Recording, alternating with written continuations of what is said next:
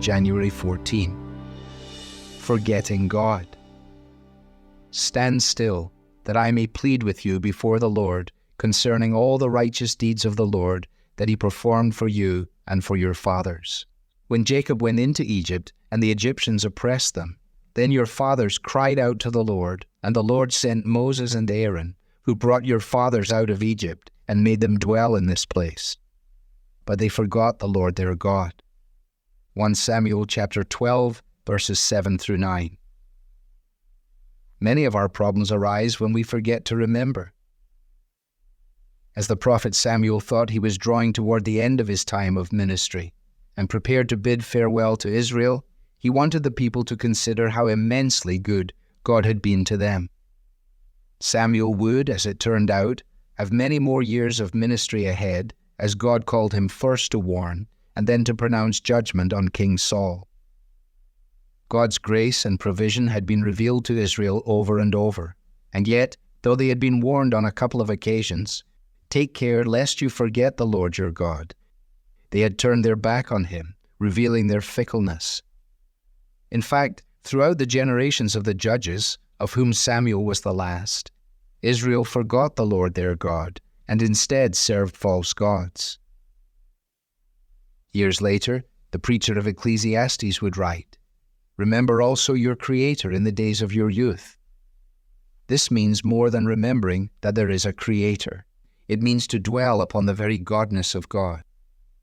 The Israelites failed to remember him. In fact, they chose to forget, for it was inconvenient for them to consider God in all his holiness and all his might. And Samuel's message in response was essentially this: "You're not thinking." But even though the people forsook him and forgot his righteous deeds, God didn't abandon them. He never does abandon his own. Every time, in his mercy, he showed himself to be righteous in his dealings and gracious in his salvation of and patience with his people. We must be careful not to judge the Israelites too harshly. God has been abundantly gracious to us as well, and at times we also have chosen to forget him. Whenever we deviate from the narrow path, whenever we seek to slip out from underneath our Almighty King's jurisdiction, we are failing to remember who God is and what he has done for us, that he has buried us in baptism and raised us to newness of life. If you are in Christ, you are no longer the person you once were.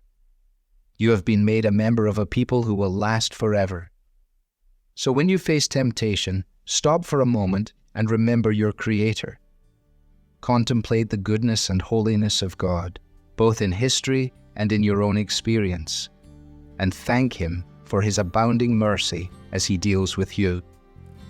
Don't forget to remember. Devotional material is taken from the Truth for Life Daily Devotionals, copyright Alistair Begg.